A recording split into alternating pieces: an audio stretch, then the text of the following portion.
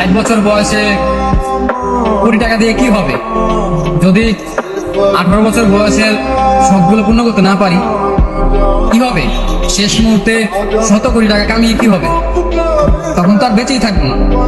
এখন এই বয়সের সবগুলো যদি পূর্ণ করতে না পারে, ছেলে মানুষ বয়স 18 হওয়ার পরই সে বাস্তবতা শিখে যায়, সে পরিস্থিতি বুঝে নিতে শিখে যায়। দায়িত্ব কি জিনিস তাকে শিখাতে হয় না, এমনিতেই বুঝে যায়। 18 বছরের পর একটা ছেলে বেকার থাকার যে কি যন্ত্রণা সেটা কেউ বুঝবে না।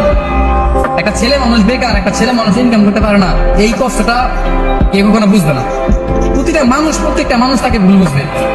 অথচ শেষ বয়সে এসে শত কোটি কোটি টাকা দিয়ে কি হবে?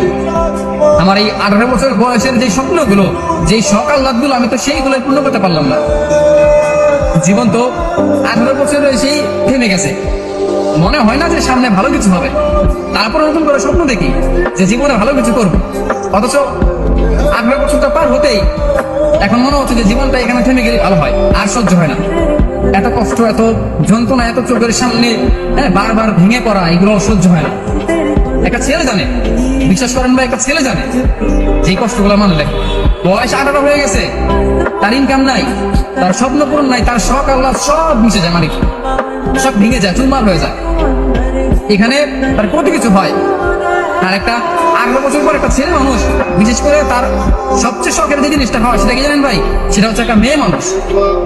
হ্যাঁ, টাকা পয়সা হিসেবে পরে আছে, কিন্তু একটা মেয়ে মানুষের প্রেমে সে পড়ে। একটা ছেলের বয়স যখন 18 বছর পার হয় না, তখন সে একটা মেয়ের প্রেমে পড়ে।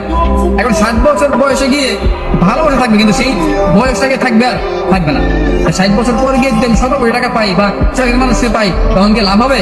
বাঁচবে বা কয়দিন? মানুষ বাঁচিবে কয়দিন? কেন যে জিনিসটা চায় সেই জিনিসটা পায় না, কেন?